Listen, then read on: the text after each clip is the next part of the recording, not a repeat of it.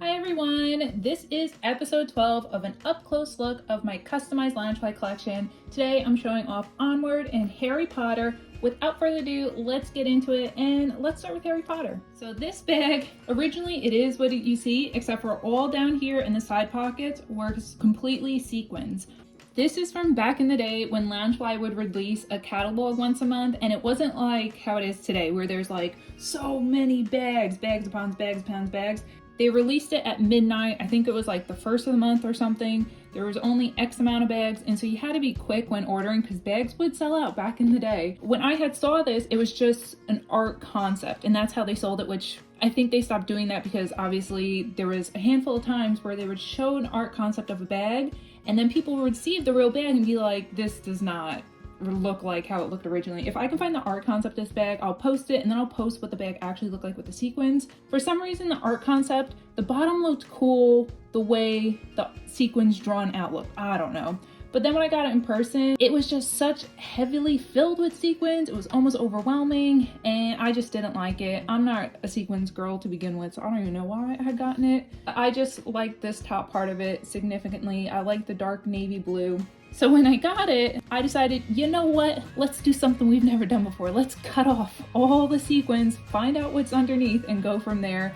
I'll link that customization video down below. Luckily, for the most part, I would say it worked out pretty well. The navy blue I got just happened to match the bag. I believe when I trimmed it off, maybe there was like a foam type layer, and then underneath that, I don't know, it was just bare bones. And so I painted it navy blue.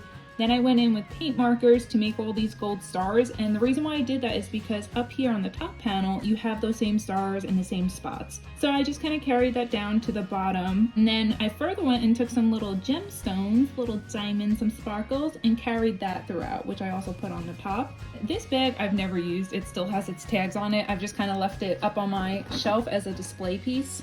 That is the inside of the bag, if you can see it. I'll show you a better one from the actual main pocket. Let's turn to the side. On one pocket, I definitely wanted Ollivanders with the wand. It's the store logo. Again, I carried the little gems just for an extra bit of sparkle. I'll show you the back of this bag. It has more of those little stars and spots. I didn't put any gems on the back just because, you know, if I ever wear this bag, I don't want the gems to already fall off and then adhesive glue be left behind. Then on this pocket, I did the logo for the Bank of Gringotts. I do all of this work free-handed, but I always print out like what the logo looks like so I can just kind of spot it, copy it, and just kind of draw it that way. After I finished drawing everything I wanted on this bag, I went in with a leather finisher, and that's why this whole bag has like a sheen to it. I think it was more on the matte side originally. The bottom is bare, it's just a plain navy color. And now, hopefully the camera's focusing, you get to see the actual inside lining. So you just have little icons of like wizard and witches hats, you got brooms, you got owls. And turning around to the other side, you have a little pouch inside, but it's not a zippered pouch, so it is what it is. But that's this bag.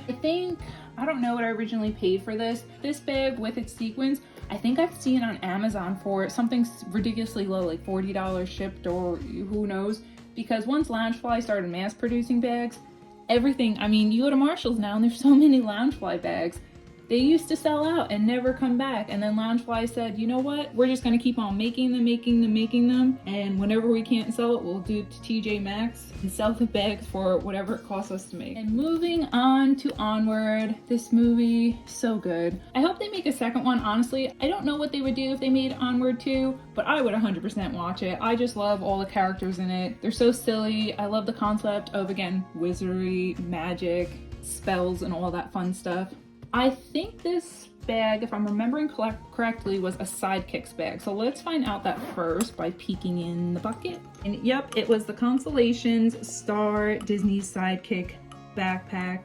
I will admit, the backpack, how it started out, was a very cute, pretty backpack. But the colors and the vibe and the navy blue stitching within the purple over here, it went so well with the Onward colors that I had to sacrifice it. This is one of the prints that I did design myself, so hopping onto Google, finding all just free stuff, PNGs, whatever, and making my own little file for it. I think these are called fig pins. I'm not a pin collector by any means, but I remember when I saw this online, I ordered it, And the chase version of this is just the pants and shoes.